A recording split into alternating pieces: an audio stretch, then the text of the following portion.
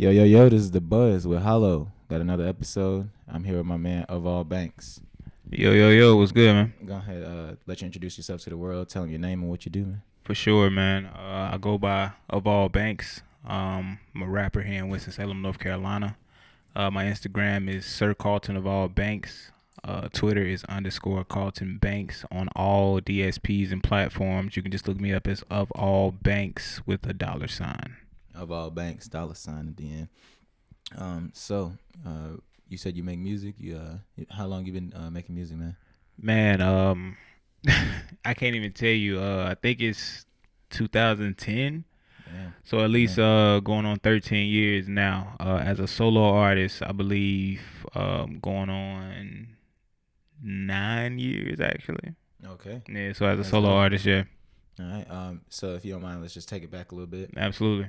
Go back to what originally got you into music. Was it a family member? Was it just an influence from seeing another artist you like a lot? Give me some of those influences that first got you into even wanting to create music. Yeah, so it's always been a music household with both my parents, my mom and my dad. Like my father, he was a music major at State. So he was into the drums. He wanted to make his own band. Yeah, with him stay here, yeah. Dope.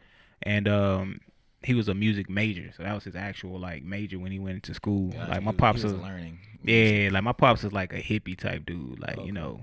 smoke weed type shit. You know what I'm Yeah. saying? Like he one of those cats. And like him listening to Parliament, Funkadelic, and everything. Like him listening to all that. My mom, That's good music instilling right there. instilling soul music in us. Aretha Franklin, Jackson 5. Barry White, all those type of songs. Like that's where I get a lot of the sample stuff from, because that's just what I grew up around. You already knew that song. I already knew the sound. So, dealing with that every single day, every single Saturday when you do cleanups around the house, that's what you heard all day. Then I have an older brother who, pushed me away from like the R&B soul sound. And first album that he had me listen to was World Domination Chapter 2 by 3 6 Mafia. So that was like the first rap album I actually sat down and listened to. And ever since then I was just, studying it. Okay, that's dope. So do you remember your original first time? Did you write a rap or did you just go in the studio and do something? What was the OG? was you the nigga writing rap? Yeah, man. Notebook? I had notebooks. Okay. I had notebooks writing rap. So this was Notebooks. probably plenty notebooks. So I was doing this probably like third, fourth grade at that time. Really? Yeah. Like single digits. Yeah. It You was been always writing right. since then. That's awesome. Always writing since that time So period. I'm guessing you got a lot of things that is not out. Oh man, it's a lot of stuff that's never gonna get recorded. Nah, it's like Nas has this song called A Book of Rhymes joint where he just like going through all his rhyme books that he had when he was a kid. And he literally it's crazy. So it's produced by Alchemist. It's on the God Son album. Oh, okay. And what he does is it's like him going through all of the books of rhymes he ever used, and he just trying to make it rhyme and go with the beat that they give him. So it's like it's some nerd shit. You know what I'm saying? It's like some rap nerd shit. Yeah. It's just some music. Like, dang, how you do that? How you keep yeah. that? So like stuff like that. It's like I like shit like that. Yeah. Gotcha. So you got some raps in books that'll never come out. Yeah, absolutely. From there, when did it transition? And I need to get to this dance studio. So it probably transitioned probably senior year going into college. True. Yeah, so it was a while. It was a while because I know I'm literally I'm like a socially awkward person. So it's hard for me to portray a character to other people all the time and create in that rap mode. You know what I'm saying? Like going up to somebody, you're an artist, right? Mm-hmm. Like, the feeling when you go up to somebody that you never met before and you yo, I rap. Absolutely. You know what I'm saying? Yeah, and they're looking at you like, yeah, okay. You know what I'm saying? Yeah. So what do you really? Yeah. Always trying to avoid that feeling. You know what I'm saying? Especially in high school. So in high school, you dealing with a whole bunch of I can relate to that. Judgmental shit. You know what I'm saying? I wasn't the coolest nigga back in high school, but you know what I'm saying? But especially being an artist back then, it wasn't like now we could be artists and say, oh, that's you cool. can be as free as you want now. Back then, in high school, you was like, why you doing that? Yeah, what you think? You think you a rapper? You supposed to be? I had went to a school that if you didn't get the shoes every Saturday, the conversation was you know what I'm saying? It's no conversation. So doing that, like we came to an agreement. Like I had a best friend at that time.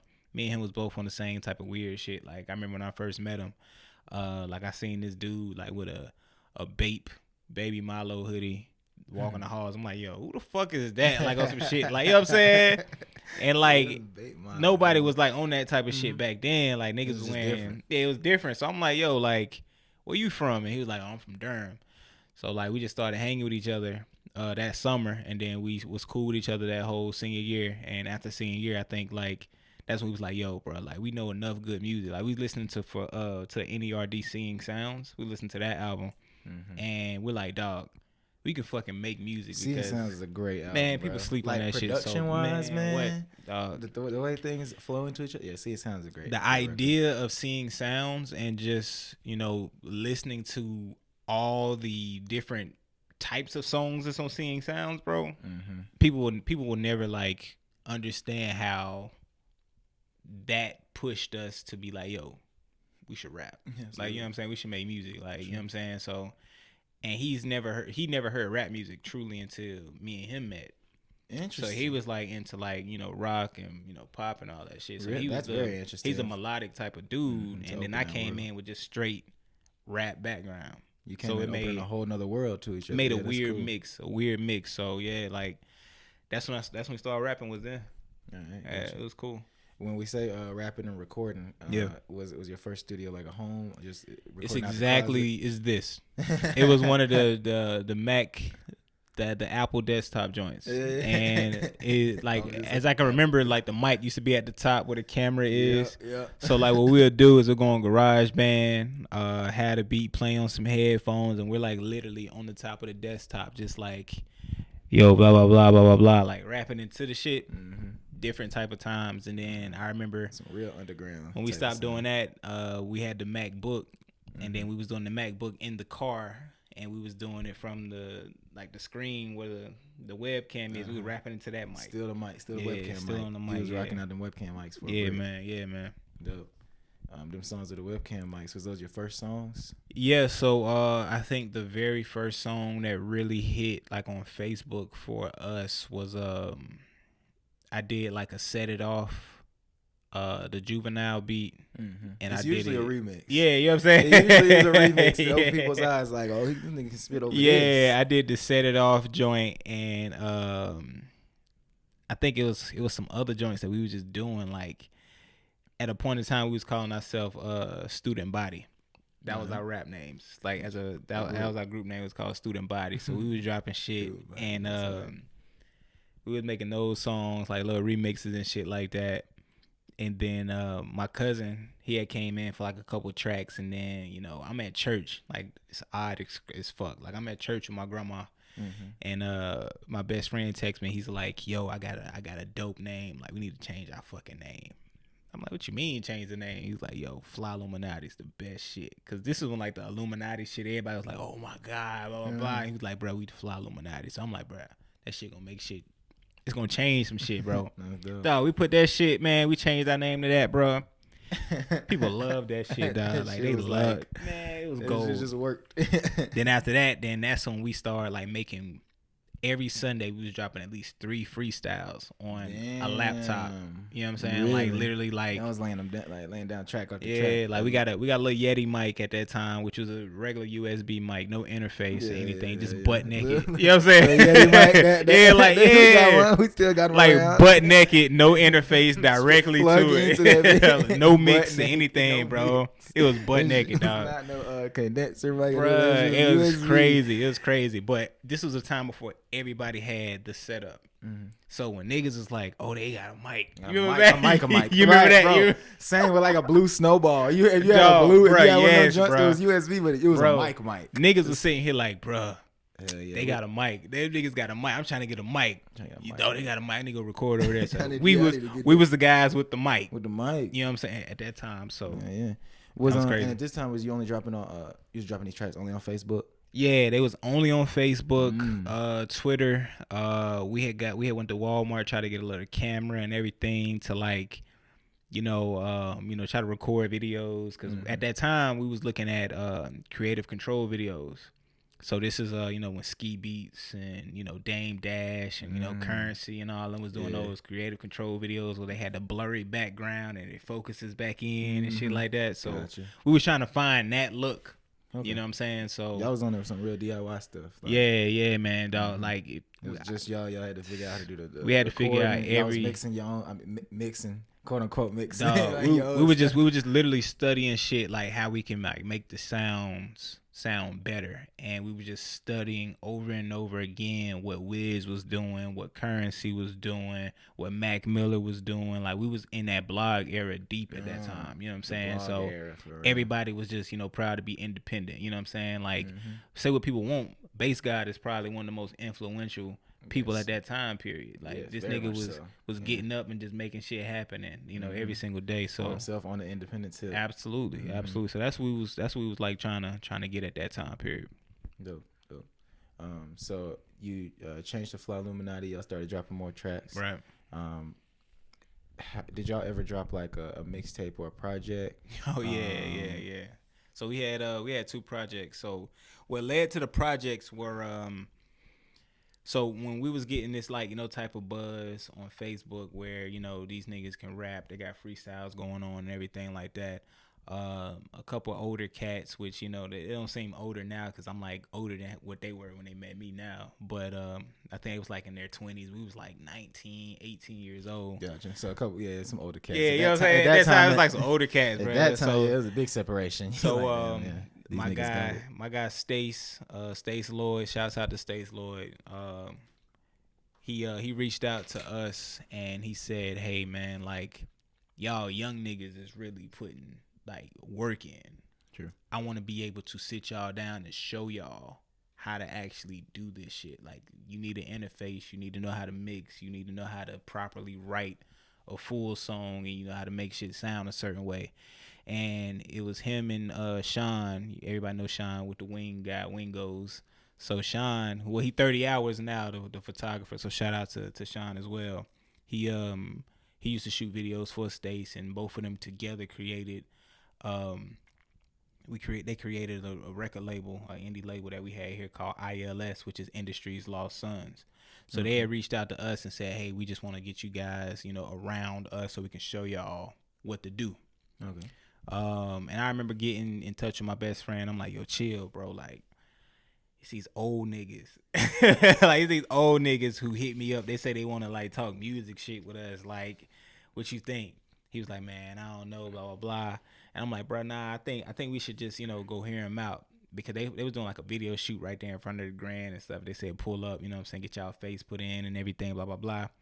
They showed mad love, you know what I'm saying? The video looked, back then, it looked like, like how we looked at 2K9 graphics, like, oh, this shit looks real. Like back then, we thought that shit was the best thing smoking, bro. Like, it's probably 720p, but back then, it was crazy. It was crazy. So HD. So we sat down and, they gave us our first mic, our first our actual first real mic, first interface, and all that shit. And we was recording on Adobe Audition at that time. So we was on Adobe Audition, they were showing us how to silence out all the, the noise in the back and blah, blah, blah. Then at that time, we had really recorded our very first song, which at that time was Country Bars. And we shot that shit like at Forsyth Tech. Got banned from Forsyth Tech for shooting a music video at Forsyth Tech. Really? Yeah, stupid. You know what I'm saying? Like it's like you would expect for like Winston to be a art district. The art district but back then one of your main technical college. I can't tell you how many times the police has stopped us from shooting videos. But this is before you got all the artsy shit now. Like now you said how many times? Yes. It's encouraged now. This was not a one-off? What the hell? Nah, it's not a one-off. You got stopped from shooting video at different places? Yeah, different places. In Winston. And you was just shooting a video? Absolutely. Wasn't causing no troubles? No, never.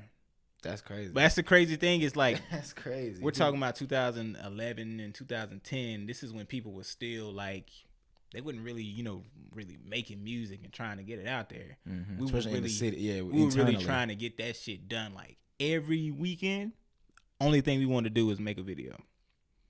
So we did Country Bars, and we did this video called Taz Arnold, which hit like 15,000 views in like a week and a half. We shot that at like a boutique in Greensboro.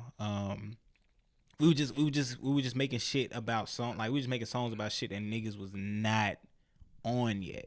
You know what I'm saying? We were trying to get the teaser snaps, the Black Diamond, you know what I'm saying? Like all the shit like that.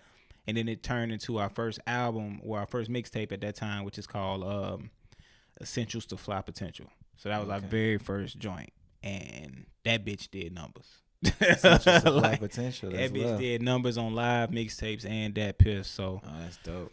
That was at a time when people didn't even have DJs to even do that type of shit for them. So you just hosted your own shit. Yeah, you just hosted your own shit. So we got it hosted and everything. So like, you know, and Stace and Sean, I appreciate everything they got. Yeah, DJ and hosting and like. Yeah, bro. Man. R.I.P. that Piff. We say it on this podcast a lot. Oh, I love Piff. We really do, because a lot of music that was only on that Piff, you can't find it no more. Man, that's the only place it was. And these are the type of conversations that scare the hoes away right here, boy.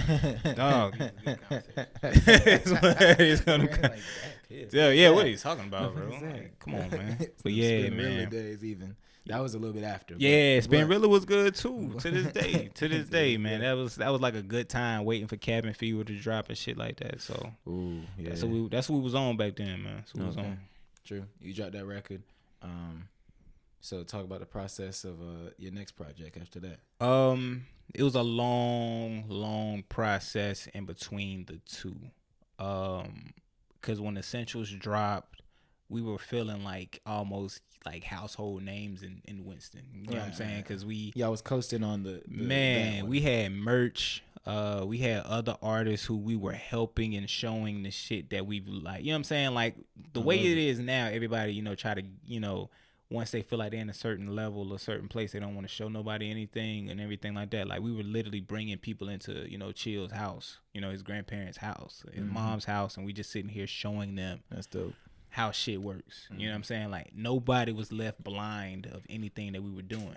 True. You know what I'm saying? I'm off of sharing information. Like, you know what I'm saying? Like we were bringing the next person knowing is not going to stop you or your flowers or nothing. Bro, like give the information. We were literally having cookouts just at his house, just, you know, to bring these different creators in. Like I remember when Bosch was like young as fuck. You know what I'm saying? Like Damo, them niggas was like them like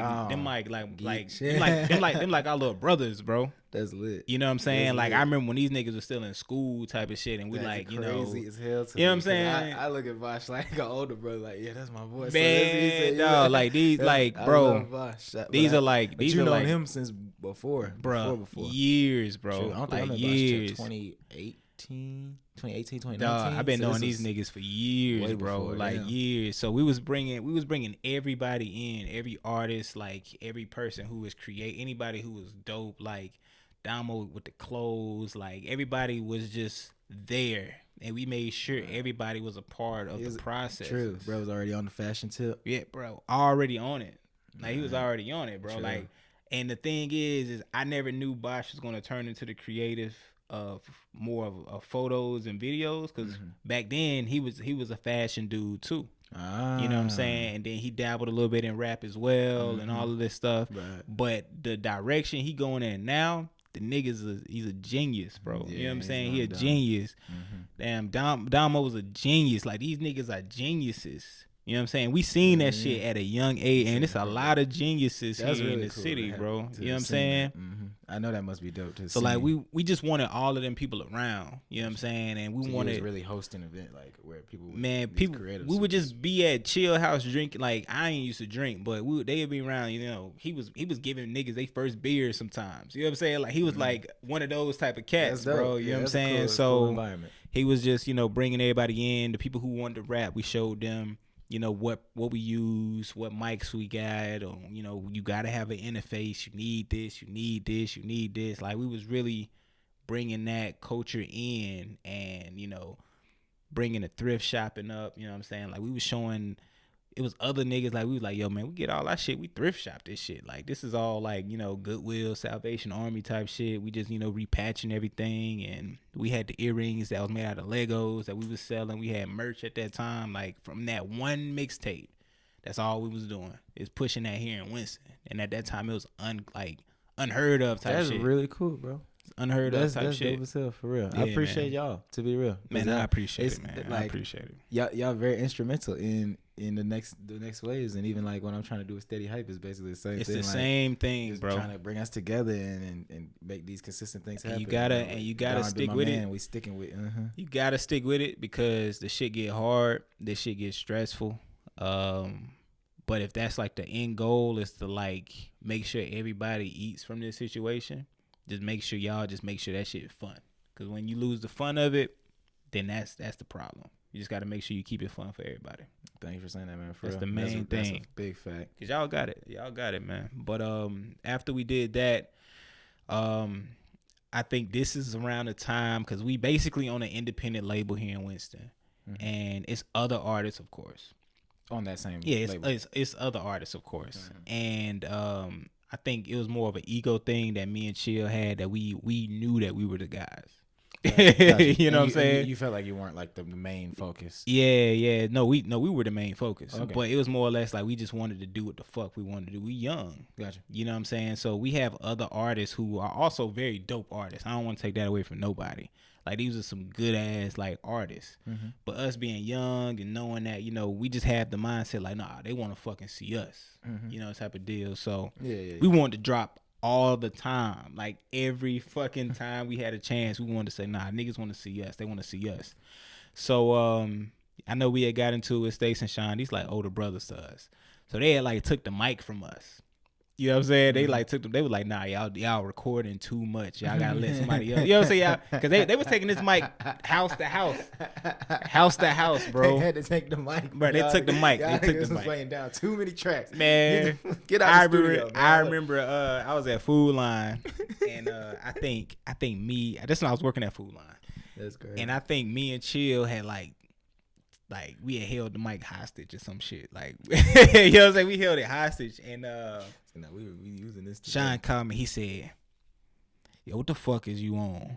I'm like, "What you mean?" He was like, "Bruh, like you fucking tripping, bruh. Like you acting like shit about you. Shit ain't about y'all, bruh. Like what you on?" I'm like, "Bruh, y'all don't ever let us do what the fuck we want to do." He said, "Bruh, you want me to pull up on that? You want me to pull up on you, nigga? You want me to fucking pull up on?" I'm like, "Bruh, just come get the mic, dog. Like, just go get the mic, right? Bro, I'm not about to fight this nigga Sean. Anybody know this nigga Sean? That nigga's a haymaker artist, bro. So no, haymaker artist. Man, no, I'm not about to. Man, I'm not about to fight this nigga. Mic, man. Man, if you don't get this shit, bro. You don't get this damn mic. Man, fuck Sean, bro. straight up, bro. Straight up. But that's the good times right there. So we eventually came to the realization like we gotta let everybody drop. We gotta help everybody in our circle. So we was just, basically, pouring into everybody else's albums to see if they needed help. Gotcha. And this is the time between projects, between projects. Gotcha. So I think in that time period we was also doing features for like, artists like in other countries. I know we was on the radio in the United Kingdom at one point in time with another artist. So we were making like different type of waves in different countries at that time period.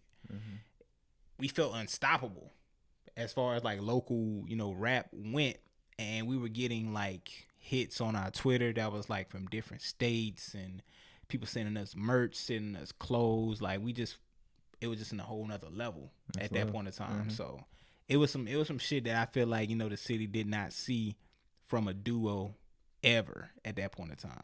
Yeah. You know what I'm saying? Because people nowadays, they still look at me like, "Oh, you used to rap with the dude, right?" And I'm like, yeah, like to this day. So that was that. Then it was time to make a new project. At this time, I think this project is called Flyluminati. So this was basically just a homage to everybody. We making everything us. North Carolina is a Flyluminati. This is our shit. This is our country. Is this one state? So we about to just take over this whole state at that point in time. So I think the single for that one was Fool's Gold, where we flipped the CeeLo Green I'm a Fool shit, and then we had like rented out a movie theater and shot the video in the movie theater. At that time, the shit looked cool as fuck. Now I'm looking at it, shit looks so corny, bro. But that shit hit so good back then, bro. True. Y'all was in the movie theater? Yeah, man. So it was like a little private movie theater. And even in that video, it's a lot of like Winston like faces, bro. Like we made sure it was a whole lot of people that we always had, you know, their faces in videos to like, you know, make sure they got their shit off at all times, man. So that project did extremely well. Extremely well, bro. Oh yeah. Yeah, man. So what's some highlights from that personally? So of course we had Fool's Gold that hit like, you know, a couple thousand views in like 24 hours. I know our merch, we re-dropped our merch. That project, that's when we were selling the earrings, which everybody called the fly goals. To this day, people still be showing me pictures of they fly goals that they still keep and got. I don't even have any pairs of them shits, so you know. Really? Yeah, I don't have any pairs. I don't have none of them shits, bro. Really? So, what the hell? That's odd because people still got some of them shits. Yes, people got some. That's a dang. Yeah, people still got pairs of them shits. Gotcha. Did y'all ever make any like physicals? Like CDs? Nah, we never did. Nah, we never did. But back then, just wondering if any of those was running around. We wanted to. I know Stace. He had a couple of his own physicals. Like Stace is just a master at, you know, trying to make sure that he looked like the GOAT. Mm-hmm. You know what I'm saying? Like he had like hard copy CDs, posters, like, you know, old nigga. You know what I'm saying? Yeah. He gonna do stuff like that, man. Yeah, but, you know, look like it for real. Yeah, he always made sure he always made sure he looked the part. But me and Chill, we was trying to run that internet up. Gotcha. At that time. We was like overly retweeting shit, bro. Like overly hitting retweet back then on Twitter. So we was bodying, destroying Twitter. I remember where Knife Wonder came to Shine House. He was like, yo, like, y'all got to keep hitting that Twitter up. Like, nigga, we see you. Like, keep hitting that shit. So we was just bodying Twitter at that time. Yeah, that's man. Crazy. So yeah. Flyluminati was a really good project. I think we only got 2 videos out of it. It was a very weird time after Flyluminati, is what I think. Gotcha. So that's what we're going into next, the transition in the of all banks. Yeah, man. Absolutely. Yeah. What we're looking at. Oh, damn, 29 gigs. I'm going crazy with that. It's literally It's because it's a big. It's because I did the high quality or whatever. It's fine. Oh no, you good? Super good. But yeah, what got you into the transition into solo artistry and figuring that out? Yeah, so me and Chill had an opportunity to do a soundtrack for a movie. At this time, it was a director in Chicago, who we knew. It was a link that we had here. He's a guy named Jason who he was like a mentor to us, and he's from Chicago. And he has a friend who's really like, he was a director for like 2 Tyler Perry movies like back in the day. So it was some legit shit. And dude was like, yo, like he heard y'all music. He want us to come out to Chicago to shoot a video for one of the songs. He'll shoot everything in his like studio and everything like that. Everything will be professional. They'll buy the clothes, blah blah blah blah blah blah. Makeup artist, everything, literally. But the catch, here's the catch. All right. Okay. Now it's not a bad catch. It's not a bad catch. Had to be one. Had to be one. So the movie that he's doing it for, it is a Christian movie. Okay. Right. So we could not curse. You know what I'm saying? So the music either had to be uplifting or it had to be either, you know, educational to a fact where, you know, we teaching lessons more than anything. Gotcha. And definitely clean. And absolutely clean. Like absolutely clean. So I believe my best friend Chill was just, you know, fresh off of like a weed charge at that time. And I know he was fighting that, and it's more of a transition of us mentally coming from like a high school mind to like an adult mental.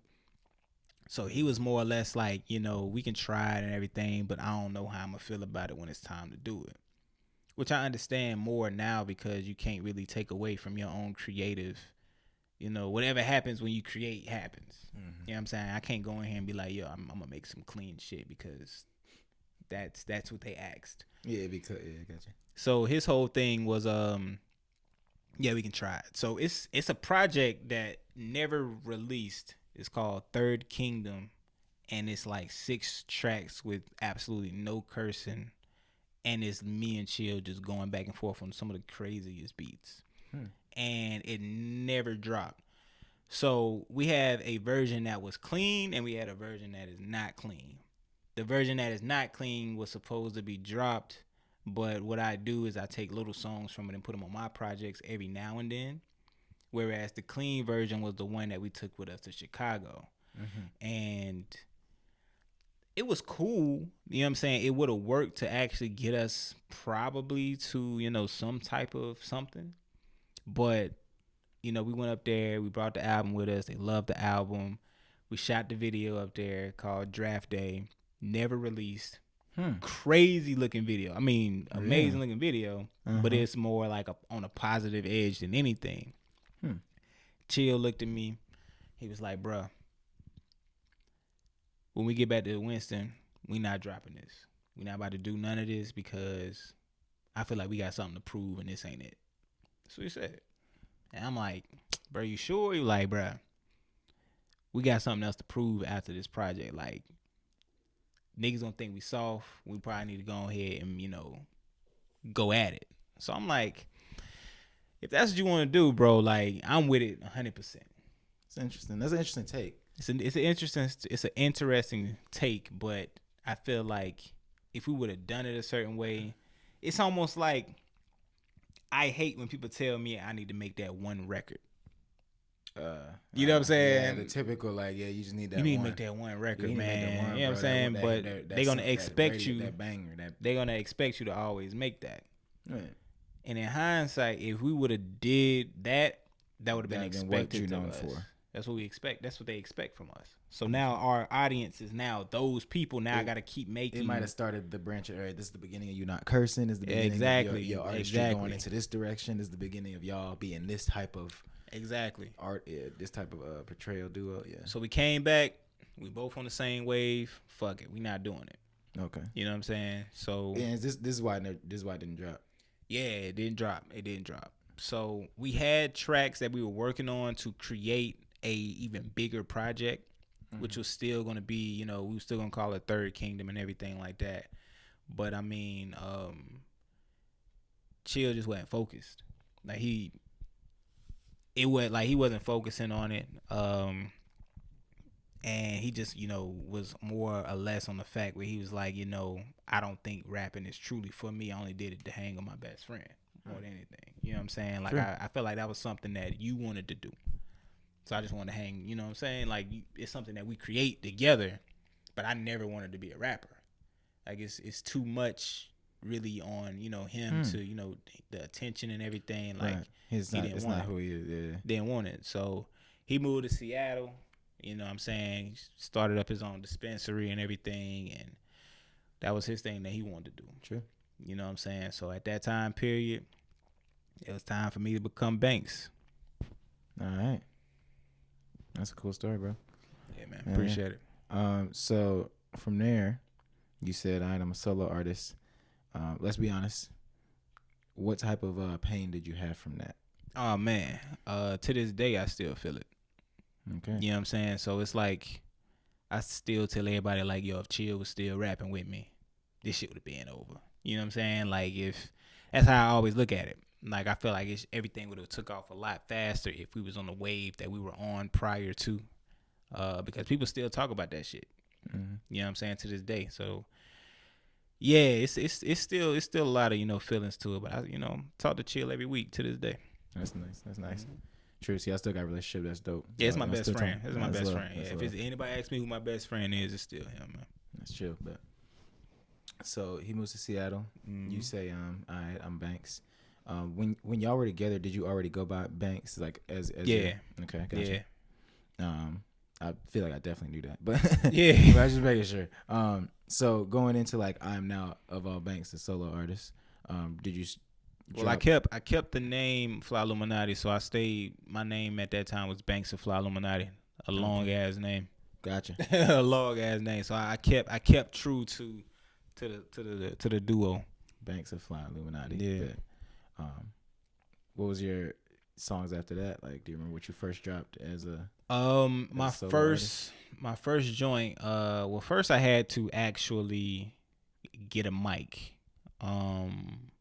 Cause I think around this time when we were transitioning from me being in a group to a solo artist, was I was going to State's house and using his mic, and Stace was in a transition of moving to Atlanta. I had just had a kid around that time, so I'm actually recording at State's house, and I'm getting a call like, yo, she's in labor, blah blah blah. So I end up having to go through all of that. But then I'm like, man, I got a fucking kid on the way, bro. Like, I have to figure out how I'm gonna be a rapper. I'm still working at Food Line. I'm working at Radio Shack, $7 a piece, an hour. You know what I'm saying? So I'm like, I ain't have no car. Like, I'm actually one of them niggas that we talk about. You know what I'm saying? So I'm sitting here trying to figure it out. I wasn't even in school back then, so I had a kid on the way. I hurried up and got back in school to get my associates at that time. What'd you get your associates in? Psychology. That's dope. Yeah, psychology. So I went to go get my associates, bought me a little 1990 Jeep, and just started applying for jobs. Point A to point B. Yeah, man. Type vehicle. Yeah, man. We actually just got rid of that Jeep this week. Damn, really? Yeah, man. Cause I had like 215s in it.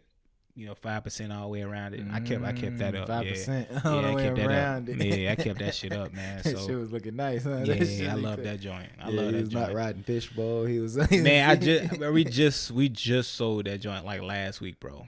And at that time, from that transition, I went back to school. And I got a new job working at AT&T as a sales rep. So a lot of people knew me from working selling phones, and like that had to be the best job of my life. I think I was making $12 an hour. Bought a new car. I think my very first check, I was sitting beside Chill because he was still in town before then. And I remember like before that day, I had like probably -$6 in my account. Ooh.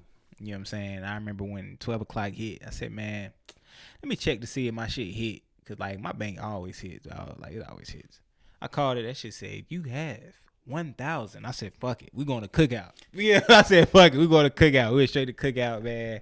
Beautiful moment. Yeah, man. I'll never forget that day. I'll never forget that fucking day, From bro. From negative to 4 digits. Yo, I'll never forget that shit, bro. I'll never forget that shit. I went there and I got trades for every fucking body, bro. Everybody. Everybody's getting a trade. And that you get a trade. That very next day, first thing I did was went to Guitar Center and bought my interface and my mic. Okay. And a Mac. All that shit at the same time. And I said, bro, fuck it. I'm going to always record and make sure, like, I own, like, studios. Like, I love doing in-house shit, man. So that day is when Banks of Flyluminati for you. That's when Banks of Flyluminati started right there. Yeah. And all I would do was just ride around listening to beats all day. Just ride around in the car, listening to beats, writing at that stop sign, stop lights, just going anywhere. I used to ride around the whole city, just listening to beats, writing. Come back home, record. And I record like 5 songs a day. Finished it up, I said, I'm going to call this project Cruising. Because I drove the entire time I wrote. It was created while cruising. And then I'm like, bro, like, I used to love playing Cruising USA on the 64. So I said, this shit's gonna be called Cruising. And that was the first project. Cruising. Yeah. Some highlights off of that, your personal favorites, things that mean something to you. Man, on Cruising, I think, bro, what's on Cruising? I think Bankskyat's on Cruising. Summer Slam is on Cruising, which I feel some people say is one of my most lyrical projects. I can't hear past the fact that it's not mixed because it's back then. Okay. But people say it's one of my most lyrical moments ever. Nice. Yeah, it's one of my most lyrical moments because Valid Maverick. People say the same thing. It's not mixed well, but I was you know what I'm saying? Bar shit. Yeah. And when people start feeling like that, you got to go back and listen to it, or you be at somebody's house and they play it and they look at you like this. You know what I'm saying? They like and you look back at them like, bro, don't come on, bro. I don't wanna hear that right now. And I don't even think I even shot a video for that project, bro. Like, it was just I had something to prove at that point in time because I felt like it was allegations of the fact that, you know, he can't do it by himself and he needs this and he need that and he can't write hooks, he can't make songs and blah blah blah. So I said, fuck it. Fuck your hooks. That's why I rap the way I rap. Like, fuck hooks. Like, you gonna get these bars every single time, regardless of the beat.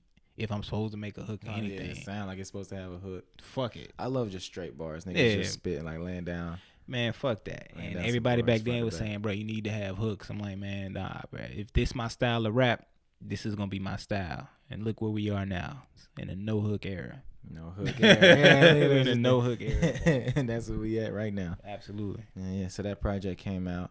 Yeah. Did you get right back in the studio? I know you said you was always recording. You had your own equipment at this point. I think at that time, because it went cruising.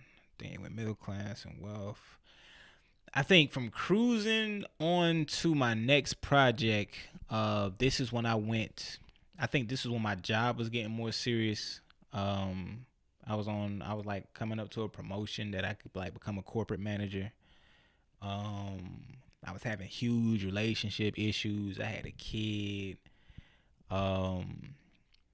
And I think this is when I got my associates. Now I'm at state trying to get my bachelor's.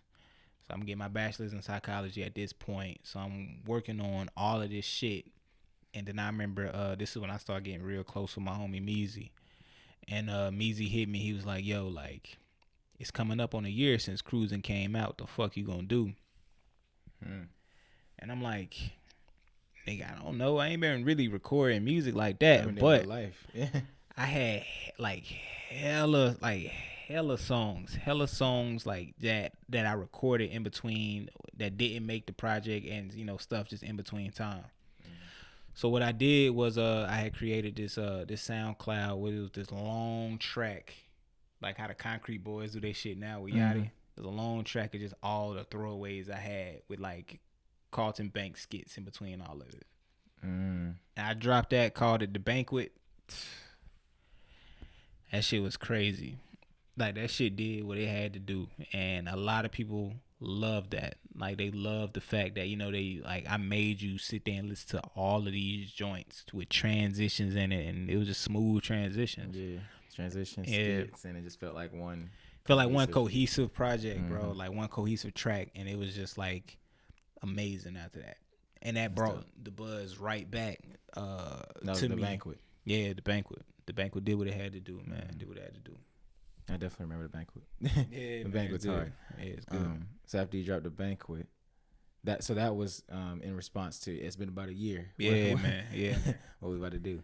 So after that, I was working on another project, kinda, sorta. You know what I'm saying? Like, it was a kinda, sorta type of feeling, because like I'm thinking like I done fed them, bro. They need to leave me the fuck alone. You know what I'm saying? So it was I had a cover made when I was still in Flyluminati for a project that I wanted to have called Wealth. And I never, you know, had the chance to fully put everything into it. Like, I've always had hella throwaways for it, but I never had a chance to, you know, make this project. Like, I wanted to make a project called Wealth. The whole time I'm rapping, I'm like, I deserve to make a project called Wealth. I deserve it. So, making all these fucking songs, and I finally get all the tracks for this project. You know what I'm saying? The cover's done and everything. But I'm like, bro, I got some throwaways that sound so fucking good, bro. So I created, it was an EP before it called Middle Class, before Wealth. So it was Middle Class, and it was a picture of me, my brother, my sister on the front of the cover. And it's just basically, you know, just these 5-6 tracks. It's just crazy. And I think the track that shined off of that is For Sure. It's like a crazy sample track that, you know, bitches love that song. So that was a crazy song. And Wealth drops probably For Sure. Yeah, like the song. Sure? Yeah, the track is called For Sure. For Sure, gotcha. And then Wealth drops probably like 2 months after that. And I dropped this video called Do What Y'all Want. That shit went crazy. It was probably like my number one streaming song probably for like 2.5 years at that time period. So that one was that project was like probably one of my favorite projects ever. Gotcha. Ever. Like, I feel like I put my all into it. Yeah, so I went for Middle Class. That was the EP. And then that wealth era was just it's a different type. You know what I'm saying? So that was fun. Wealth was fun. When did Wealth drop?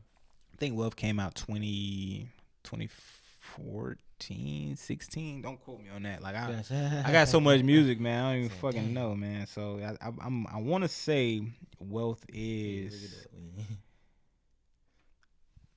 I want to say it's around that time period, man. It's really weird timing. But it was probably my favorite era. So Wealth is 2016, actually. Gotcha. Okay. Yeah, it's 2016. So that was probably one of my favorite eras right there. 2016. Nice. Yeah. 2016 Banks was a menace. Lived a Yeah. wild life. It was a menace. Yeah, it was a menace. It was a menace. You was out and about. Yeah, absolutely out and about. I was never home. That's all I can say. Gotcha. So Wealth drops. You out and about. You having fun, living life. Let's continue the discography, man. Yeah, man. So I think this is an interesting part of the Bank's life. What's going on? So after Wealth drops, I receive a message from one of my, other rap friends. Take my glasses off of that. This is a crazy one. That's good. From one of my other rap friends. He was like, yeah, man, I think I got a good opportunity for you. It's a guy, he used to be in the industry. Everybody had these conversations. It's a guy that used to be in the industry. He fuck with your music. I want you to come by his crib and stop by his house and come, play some music for him. Play some music for him and everything. And the dude is like, yeah, like I can definitely, get you somewhere, you know what I'm saying, where, people can take it seriously and blah, blah, blah, blah, blah, blah. Mm-hmm. So I'm like, all right, cool. You know what I'm saying? That's great. So we end up, meeting back up with him. Next thing you know, he's like, let's go to New York in like 2 weeks. You know what I'm saying? Just, so you can see what I'm talking about, blah, blah, blah, blah, blah, blah. Mm-hmm. So clearly the guy was trying to contract out more people than what he could, because he did this to probably like 30 fucking niggas here in Winston. Really? Like 30 fucking niggas, bro. Really? So I'm thinking it's like me, Meezy's coming, my homeboy Larry's coming, and we're just like, all right, we about to go up here, let these niggas hear this music, and hopefully this is like the best situation we can possibly get. Mm-hmm. So we show up on the day, you know what I'm saying? They got like this big ass like van type of shit to travel up to fucking New York, New Jersey at this time period. And it's like 25 niggas I've never seen. You know what I'm saying? Like, I've heard some of their music and everything like that, but I've never seen. You're like, what the hell? So we get on this. Y'all get here too. Yeah, that's exactly how I feel. But you know what I'm saying? I'm like, everybody deserves the same opportunity as well. As long as somebody from Winston make it, I'm good. So we get on this van and everything. It's literally supposed to fit probably 10, 11 niggas. It's at least 23 niggas on this shit, bro. And it's a time period where like niggas is smoking weed, popping pills, drinking. So I'm just like, and I'm in the cut. You know what I'm saying? I'm in the cut just like, bro, what the fuck? Like, you know what I'm saying? Like, I'm in the cut. So you said earlier you didn't drink like that. Do you drink? Now I do as I get older, but back then, like, nah, it wasn't one of my thing. Nah, smoking, man, that's another story. That's another story. I can't, bro. Every time I smoke, I have a panic attack, bro. Like, weed not for you. Nah, it's not for me. Like hookah, yeah, I fuck with hookah, but weed, fuck no, can't do it. Damn. And I tried. So niggas turning up all in this whip, and you don't partake in none of this. I'm not partaking in nothing. We just focus, and we like, yo, like it's so bad. Like my nigga Meezy's like sleeping on the floor on the van. You know what I'm saying? Like it's that packed. So we get up there and everything. Yeah, it was crazy. But it was some talented, like, it's niggas that was like on that van who I forever have like a connection with, because we all did this shit together. You know what I'm saying? So it's a lot of artists who on the way to New York. We will never forget this fucking right. story. You know what I'm saying? You remember that. Meezy looking like, I'm pissed. Meezy looking at me like, bro, these are the stories. You know what I'm saying? These are the stories, bro. Like, just stick with it. So we get there. Nobody took a shower or nothing. They just dropped us off at this nigga studio. So I forgot who the nigga brother is. Like his brother's like a well-known DJ from like back in the day, but that's everybody's brother in New York.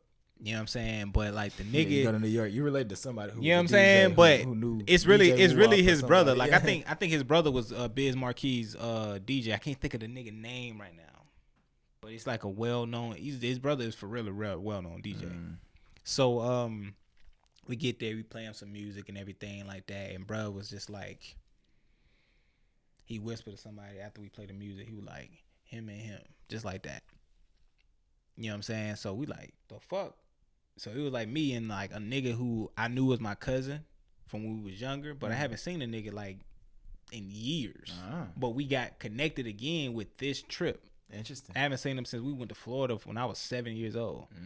He's back, like he was just back up here, and I'm like, bro, it's my fucking cousin. You know what I'm saying? So we got chosen out of the whole situation. But the dude that we went up there with, he was like, nah, like, you know, if we're gonna make anything happen, this need to be like a Wu-Tang deal. Everybody need to blah blah blah. And the dude was like, bro, like that shit doesn't happen no more. No, you know what I'm saying? Like we're not giving everody individual deals. Yeah, that shit doesn't happen. That shit doesn't happen anymore, bro. So that was one thing that we was going through. So the nigga was like, yeah, he don't want to give us a deal we need to go to. So, you know, let's just head back. So we go back to Winston and everything, and like, you know, niggas is thinking like, you know, we about to go to like, the dude said, bro, you should go to Bad Boy South. Like Bad Boy South, they have people there that you can actually, they'll probably do it, but we won't guarantee it. So they got the group. So they had the mindset. So I'm like, I'm talking to my homies. I'm like, bro, none of us know each other. You know what I'm saying? Like it's all different music, and you're telling me that you want us to be a group of different rappers. You know what I'm saying? That's a very good point. Wu-Tang worked because niggas knew each other. Yeah, they all knew each other as family members or long ass term. They all friends. knew each other. Like you wanted me to just like do that. So we come back.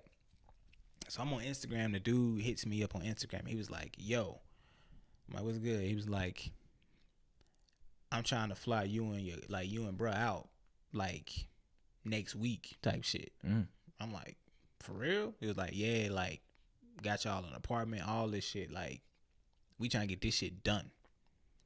So we sitting here, I'm like, bro, like, should I go against the nigga back who took us? You know what I'm saying? To be like, yo, this nigga trying to get us, blah, blah, blah. Or should I just be like, go? I'm like, man, fuck it, we going. Hit him up. Had my dad take us to Charlotte. Got on the plane. Nigga flew us out there. You know what I'm saying? We get there, motherfucker. Like, first thing that we do is they feed us, and we at this fucking Pandora event. Fucking, this is when Dave East was like just now coming out. Dave East opened up for fucking Nas, and Biz Marquis was DJing and shit. Like, this is where the fuck we at. My first day. That's lit. You know what I'm saying? Like, they had Casanova, Young and May, like all them niggas was like performing and opening for Nas. So wow, yeah, we meeting niggas like that on the first day we there. So we get there, you know what I'm saying? We trying to go to the back. Meet Nas. Nas' brother got in a fight with somebody in Dave East camp or something like that. So the security came through, bum rush. Biz Marquis grabbed me, throw me in his Benz and shit. And we like, the fuck?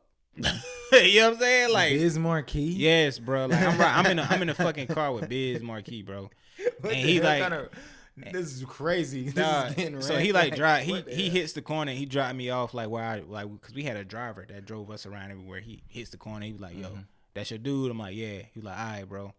Last time I seen Biz was the last time I seen this nigga, bro. Never seen him again. So he was in the car with Biz Marquis. Yeah, randomly. It's crazy.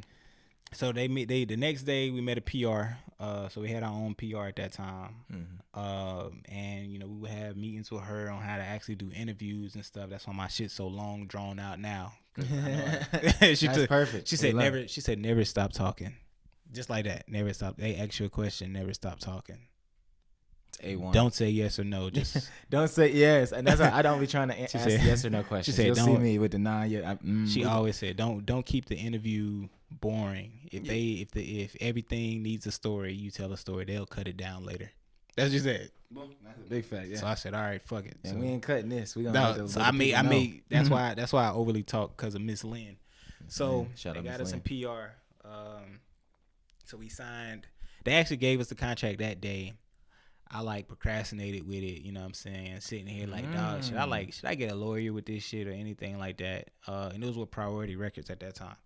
So I said, let me go ahead and think about it.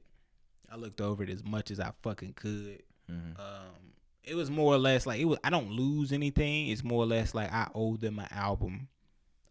We split whatever. Well, we really wasn't a split. It was more of an 80-20 of whatever that album gained. And that was pretty much it. But it's more or less of, damn, I can say I really signed for one album deal. So I went ahead and signed it. Then worked on the project up there in New Jersey. Okay. Came back home. They actually threw me an album release party here. It was like a private event where we played the whole album. That shit was crazy dope. They came down here. They brought like the RVs and all this shit. So that was dope. Then I actually signed under a different name, so they wouldn't own anything that was Banks of Flyluminati. So I signed as Sir Banks. So I had changed my name for that one album. So if you go on DSPs and search Sir Banks, you will find that album. I didn't know this at all. Yeah, man. That's okay. That's a wild man. Easter egg. So there's a whole Banks album, but it's Sir Banks. Yeah, it's called City Savior, but it's by Sir Banks. City Saviors by Sir Banks, and it's up under Priority Records. You have a project through Priority Records? I do. That's cool. Yeah, I do. Whoa, okay. I do. I'm definitely about to bump that as soon as you leave. Man. That's my next stop. I do. Gotta check out. So that was a weird time. At that point in time, it was a track on there. Well, the issue with this whole time period was the fact that I believe they wanted me to, be a way that musically I couldn't, because I told you I was at State at this time, so I was trying to finish up at school. So, I remember one day I'm like, yo, like, I gotta head back. I gotta finish up school. They was like, bro, that school shit is not, you know what I'm saying? They're like, bro, that school shit is, you know what I'm saying? You got to quit that shit. Yeah, they said that's a rap. But, like, you know what I'm saying? Like, they still street niggas. Right. You know what I'm saying? So I'm probably the first backpack nigga they ever actually made music with at that point in time, which I don't think my music's backpack, but it is what it is. But it's just different to them. So it was like more of an uncomfortable situation where, they didn't really want to push that type of music at that point in time because it wasn't, what their norm was up there. Like even every radio interview that we did up there, they was really playing the music and they'd be like, this doesn't sound like Atlanta. Where you from? You know what I'm saying? That's exactly how every interview was. You from where? You like the Migos? You don't like the Migos? Like that's how I'm like, bro, like, nah, like everybody who's down south, handsome and wealthy too. Yeah, like I'm like every nigga who say they from down south don't sound like the Migos. Like you got two choices: you got Migos or Outkast, right? And if you're not, but niggas forget that Outkast is really like a lyrical group. So when a nigga from the south really has lyrics, they're like, "You sound like you're from New York." I'm like, how, nigga? Like this doesn't make any fucking sense. But sure. So that project, you dropped the one album deal. Yeah.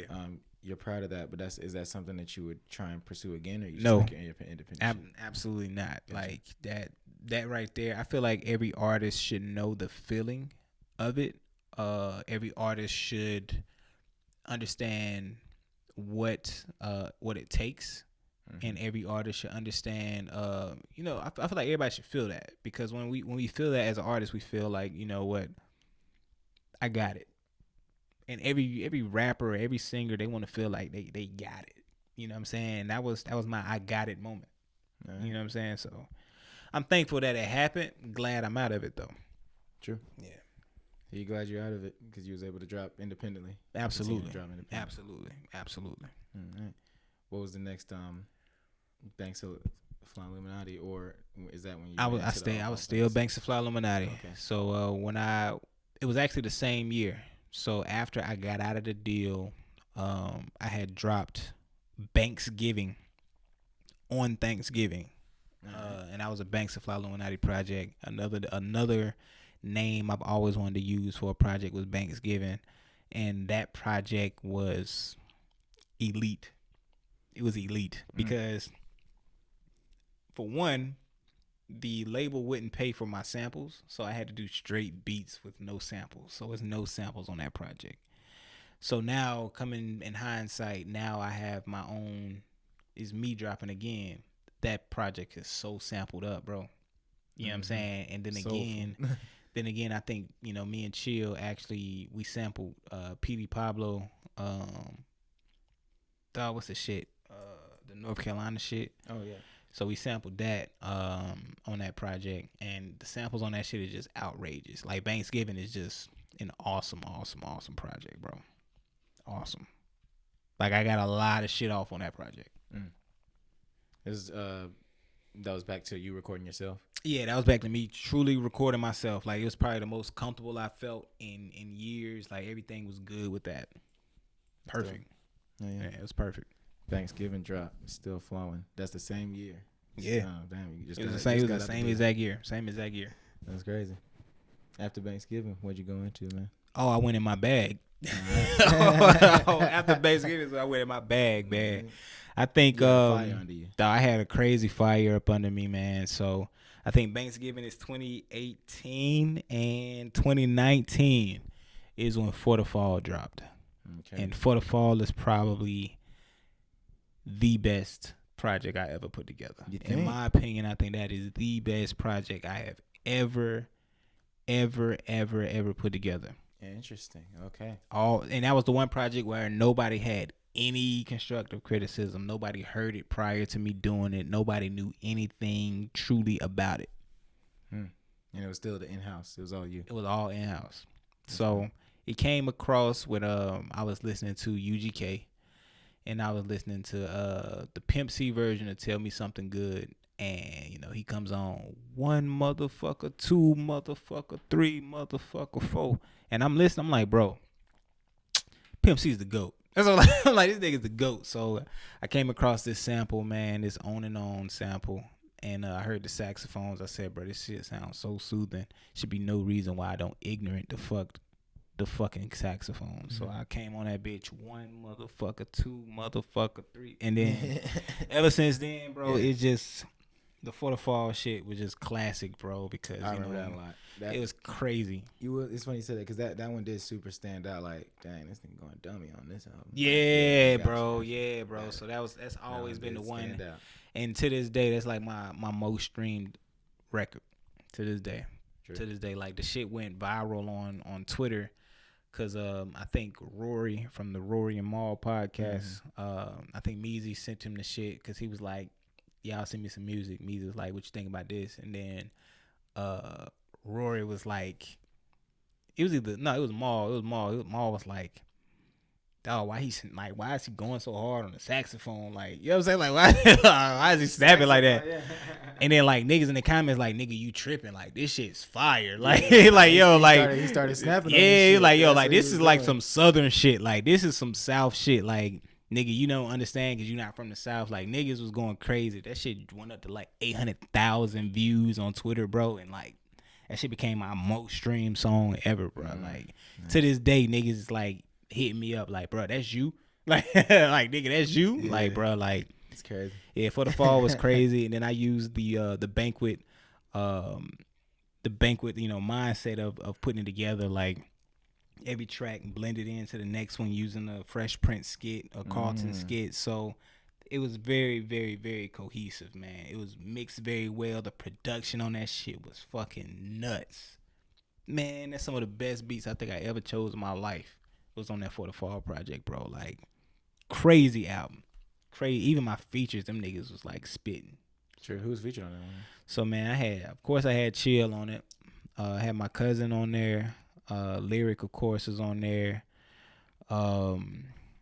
Stace is on there. I had Prince on there, Prince V on there. So I had a couple of really, really, really good features on there, man. My only thing that I didn't have was didn't have my homegirl Hunter on there. She's one of my favorite rappers. They didn't have Chow on there. So there's a lot of female rappers I missed on that project. So okay, that was the only thing. Thanks.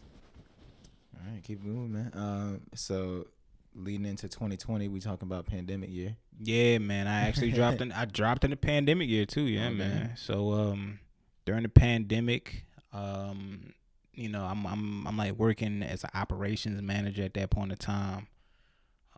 So I'm still trying to get these bars off. So I think I dropped Be Like Banks that year. And Be Like Banks came out of nowhere. Usually I don't drop this frequent, but Be Like Banks came out from Benny the Butcher reached out to me. Oh. And he had asked me to, send a song in some contest that he was doing. And I had made this song like real sample heavy Griselda type shit. Like, you know what I'm saying? Shit that's easy to me. Sent it to him. The nigga called me back and was like, bro, this shit's fire. Like, it's fire. Like, we about to, you know what I'm saying? We about to try to, push this on one of our projects. Like, one of the mixtapes these niggas be doing. Yeah. I said, yeah, you know what I'm saying? Go ahead. And that sparked it up that since there's a project that, this nigga is posting, or a song this nigga's posting, I need to put a project behind it. So it just became a small EP of like, 6-7 songs at that time. And, we curated it. That shit did numbers. It came up with another song, which is like my second most streamed song now, called Car Conversations. And Car Conversations came during the process of making that. Yeah, man. Benny Butcher song. Yeah, man. Okay. So that project still slams and slaps right now to this day. You're very consistent, bro. You are like, this is some crazy. People. Hey, man. A lot of niggas tell me I'm not. A lot of niggas tell me I need to be more consistent. I love it. So does that lead into your newest project? Between Be Like Banks, I think Slugfest is. Nah, it doesn't. No, it actually doesn't. I'm excited to get to Slugfest, bro, because that is, like, I personally think that is your best project. Like, that shit is crazy. And I appreciate that, man. And that's your most recent that's the most recent. Yeah, that's the most recent. Slugfest is crazy. The aesthetic, like, it's like, I feel like I'm seeing something while I'm listening to that. I appreciate that. That's exactly. And it's crazy. When we get to that, I'm going to remember you said that. Yeah. So in between, there was something else. So in between Be Like Banks and Slugfest, we did Till Fall Comes, which came out. It was an EP that was right before Slugfest. Came out 3 weeks before Slugfest came out. Okay. Wild shit. And so I basically went 2 years without a project. Gotcha. I was just dropping videos and EPs in between that time. I think I had just got a new videographer that pandemic year. So, shouts out to Murph too. So I just got a new videographer at that time period, and we were just, working on getting a lot of these loose tracks out the way. Getting visuals for things that you just want. Yeah, just regular shit. So Till Fall Comes were basically the throwaways from Slugfest, and it came from Meezy sitting back saying, like, bro, like, I feel like this project, I'm wrong. Matter of fact, I'm actually wrong. All right, listen. I just had this story last night. I just told this story last night. So Slugfest was not supposed to be Slugfest. It was supposed to be an album called I'll Be Honest, I'm Not Okay. That was the project. And it basically was supposed to talk about, everything, all the stressful shit I went through between 2020 to 2022. Like, of course, everybody was stressed out during the pandemic. Financially, dealing with, am I going to get sick? Is my loved one's going to die? You know what I'm saying? Like, a lot of stress was going through a lot of people's head. You was learning a lot about people. People scamming. NFTs, learning a lot about people. Yeah, he was definitely learning a lot about people. You know what I'm saying? Yeah. So, and everybody was switching up. Everybody was changing up on each other. So, I wanted to be able everybody went in survival mode. So you wanted everybody to went into survival. I want to get into my perspective of it, of me, mentally getting back into, what I'm saying, to banks that everybody knows. Okay. So what led it into becoming Slugfest other than this? I probably did like 40, 50 tracks at that time period. Shit. Like 40, 50 tracks. And that's not an exaggeration. Everybody in my circle probably has their own version of either Slugfest or I'll Be Honest, I'm Not Okay. Because everybody just curated and said, this is it. And I'm like, I don't know. I'm not feeling that. That's a real interesting way to do it. So you had, like, everybody saying, hey, this is what I feel like it could be. These are the ones. Right. This is the interesting. And that's how Till Fall Comes happened. Okay. Because that's Meezy's version of the album. the tracks that didn't make Slugfest that he felt was supposed to be a cohesive project. Here, drop this and see what that does. And that's why Till Fall Comes came out, and that's the EP before Slugfest. Gotcha. Okay. Which got some slappers on it as well. Like Till Fall Comes got some shit on it, but Slugfest was supposed to be my baby. You know what I'm saying? Like that was my thing. Like Till Fall Comes is great, but putting Slugfest together, which is like the next thing, is like, I'll be honest, I'm Not Okay got some really good shit that probably will never be heard, or some of it will probably be heard.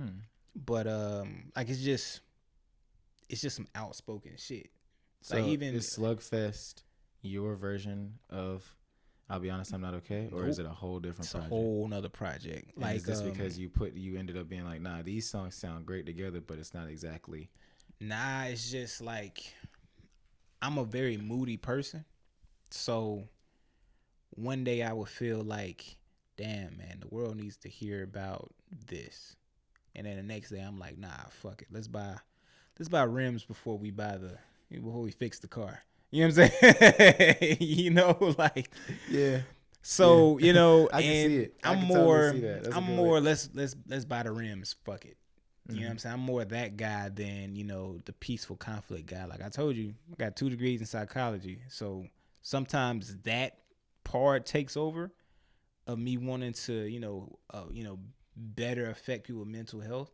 But regardless, the music is good. It's gonna make everybody's mental health good anyway. Yeah, you know what I'm saying? Good. Like, yeah, it's gonna put you in a better mood. Niggas is saying Playboy Cardi is stopping them from killing themselves. Like, it's music. If music is good, it's gonna forever. You know what I'm saying? It's gonna forever do it, bro. For real, because every different type of music. Because some people look at that like literally Playboy. Oh, that's the some people. That's literally saving people. Niggas, bro. When the Slim Shady LP came out, it's some of those violent music. But that stopped some people from killing themselves. Lots of people. Yeah. Like, so if the music is good, if the music is good, it's gonna do it regardless, bro. Like I can't be the positive guy all the time, because some people want to live vicariously through you. You know what I'm saying? And sometimes, like, if it ain't, giving people hope, you know what I'm saying? People don't want to hear sad shit all the time. You know what I'm saying? And I felt like to a point the music was either going to turn sad, or either I was going to eventually put myself into my own depression. Okay. So I had to make the shit fun again. Yeah. And that's what Slugfest came from. Okay. So talk about it, man. We dealing with all these songs from I'll Be Honest is just nowhere. They're like all in my phone, just sitting there. Okay. Hella songs. And even Murph will tell you, Murph is like, bro, I got like 4 versions of I'll Be Honest. You don't want to drop any of that shit. I'm like, bro, like, it's not time. It's not time. Yeah, at some point. So Slugfest. Slugfest, your most recent album. Yeah, man. Tell them what, because when they go to search you, that's probably the first thing they see. Yeah, man. Gonna hit. So Slugfest, it came from, of course, the Ken Griffey baseball game, and of course the gold teeth. I had braces for a while, but my main thing was trying to get the gold teeth back in my mouth, because I had them prior to actually getting braces, but now I got a permanent retainer. So I couldn't find any jeweler to like put gold teeth on top of a permanent retainer, but I found somebody to do it. That's dope. And Slugfest, I just wanted to sound as like Southern as it possibly could. I wanted it to be, a homage to, everything that I seen growing up, everything I wanted growing up, on top of a mixture of, just emotions. Because it's a lot of it's a very emotional album. On top of, I'm just talking about, problems that I had, with my father and jobs, and it's just regular Southern black nigga problems. Mm-hmm. But I make it sound joyous. You know what I'm saying? Like it's it's like a joyous type of situation. But it sounds like just life. Like yeah, just living. Man. Yeah, man. And I feel like it's grown. Like, like compared to my first projects and me, overly saying, bitches suck my dick like this, like this, like this, like this, like this. It's more or less of, you know what I'm saying? It's more or less of, it's a lot more like artistic to it. And I also got, finally got my female feature from Child on that. So, I just feel like cohesively that one is a good project. It's a really, really good project. I think I probably made it too long, but I had a lot of shit to say. That's the only thing, man. I like the length of that project because it really does feel like an album. Like I was saying, it feels like a visual. Like when I put it on, especially with the album art, and then when you absorbing the music, but even like halfway mark, you like, all right, I'm watching a movie. Right. Some highlights off of Slugfest. Man, highlights, the fucking intro, which is called New York to NC. That is basically the symbolism of when I got signed and came back to North Carolina. So that's what NY to NC is. I also did another track on Till Fall Comes with Don, the New York shit, which is like it's kind of like a diss record to, New York shit. Yeah, you know what I'm saying? Like, 'cause everybody think they're the greatest in New York, but they haven't been down here. But New York to NC, which is the intro, that one is a good shining point. Dad Say is one of the greatest songs I ever written. I think it's like a lot of people who hear it, they're like, bro, like that shit's good. Like niggas ain't never niggas like this is grown music right now. What we talking about? That one hit. The My World shit is probably my favorite song. It's a Michael Jackson sample. The bars on that shit is absolutely nuts. That's my favorite song. Yeah, that shit's nuts. The Slugfest track is great. It's a lot of songs, and I chose some really good beats on that project, man. Really good beats. Yeah, you did. Yeah, man. Appreciate it, man. Definitely. So you know where that goes. What you working on right now, man? Oh man. Oddly, it can be anything. You can tell them how much or how little you want to say right now. I actually just recorded a full like EP in 2 days, man. Recently. Yeah, recently. So it's still in draft mode. Everything has to be, the features got to be added onto it. Of course, it has to have the transitions and everything added onto it. But so far, it's some heat. Dog, there's some crazy stuff on there. So yeah, I'm trying to get into the point of dropping more projects with less tracks on there. Shout out to my homie Madrik. We just had a conversation about this like a week ago. Like it's more about the flooding it now because niggas got short attention spans. TikTok, and I hate that shit. Everything bro. everything that we go into right now is leading us to not having an attention span. Yeah, songs are shorter. Hit records are you can have with so many hit records under 2 minutes. You can have like the greatest album this week, and niggas would never remember it now. Like the shit is just and that's crazy. It's about just having your face on stuff. I'm guilty. Like I be listening to shit and it should be hitting. This be my shit. Mm-hmm. A month later, I can't remember what happened to it. Yeah, like what the hell? It's almost like Apple moves the shit down for you. Like they slide you the need shit anymore. You ain't need that no more. That's old news. No, it's been out 60 days. Yeah, man. Like, yeah. That's why them deluxes. That's why they they're making them deluxes. They want to be back at the top of the algorithm, man. Top of that. This album ain't we need to. Same album. We put not that bitch back out there. We ain't putting a whole new budget toward another album for this nigga. Put that bitch back up. It's a scary situation right now. So I'm in a point where I'm just making this shit for fun. Like I told you earlier, man, y'all gotta figure out a way to continue to make this shit fun. Like it's very funny you said that. Like on a real note, that is a transition we're going through right now. Just as we've been doing it for a while. Yeah, don't make sure it don't like a job. Like it don't feel like a job to them. Cogs start turning and people like when different people get to different levels because Steady Hype was a group of at the peak 9 members. Yeah. So when different people are accelerating at different levels, like it does. You got to take that step back and be like, nah, I still want to have fun with this. Yeah. Though. I don't need to be stressing about like, all right, this has to be done now. And now and I can't not do this. And yet like, still just have fun because that is when it starts to, you start to unravel. Like, dang, I don't really want to do this. It's tough because I think one thing that people forget is, it feel like a competition because it is a competition. And, it's an attention competition where you want everybody want to have a certain amount of attention and everybody wants to because everybody should be posting each other's stuff if they're in Steady. Yeah, you know what I'm saying. Right. But it's certain people that's like it has to be because everybody's like I gotta post my shit today. You know what I'm saying? Yeah. That type of stuff is gonna happen. It's gonna happen. You know what I'm saying? But it's supposed to be like that. It's supposed to be a competition. but everybody got to remember this shit is fun, bro. Like, it was a point in time I hated this shit. Hated it. You know what I'm saying? Like, even right now, like, I hate where music is, but I mean, I can't stop having my own fun with it. You know what I'm saying? So, got a lot of things to do. A lot. You still got a lot of things to do, man. A lot, man. With this EP, yeah. Is this a early 2024 type situation? Is this a Man, I'm gonna tell you what's crazy, man. I like dropping in the fall, so we'll see. Okay. We'll see. Bet. You like dropping in the fall. I love it. Favorite. Thanksgiving. Yeah, it might be number 2. Who knows, man? Who knows? Yeah, man. Is there anything you wanna say to the people? Anything you wanna address? Anything you wanna let them know?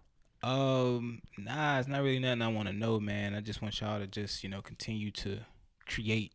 Everybody just continue to create everything. I know it's a time period right now where we feel like everybody's getting something out of it, but yourself. It makes you feel like, nobody hears you. It makes you feel like, your creative mindset is not in style anymore. Just continue to push, man, because it's just as many people who think like you in this world that you think it is. Like if it's somebody just as weird minded as me, it's somebody else that's just like that, man. So just make sure that you keep doing whatever you do for those people. That's it. I love it, man. Thank you. Of all Appreciate banks, it, man. Appreciate it, man. This has been the Buzz with Hollow. Banks, thank you for coming on. Appreciate you for having me. I'm glad was able to break down your whole discography. Go ahead and let the people know where they can find you on all platforms and on socials. Absolutely. Like I said at the beginning, my name is OfAllBank. You can find me on Instagram at Sir Carlton of All Banks. My Twitter is _Carlton Banks. On all DSPs, it is Of All Banks. The S is a $. Also, OfAllBanks.com too. You can get all your vinyls and your merch on there as well too. Oh yeah, definitely hit up his official website for sure. Absolutely. Yeah, most people definitely go from here to because they listen on the DSP, so they just search you. So Of All Banks, that's all together. It's all together, one word. One word. OfAllBank $. Of All Banks. Thank you, bro. Appreciate you, man. First of many, man. Of course. Thank y'all for tuning into the Buzz with Hollow.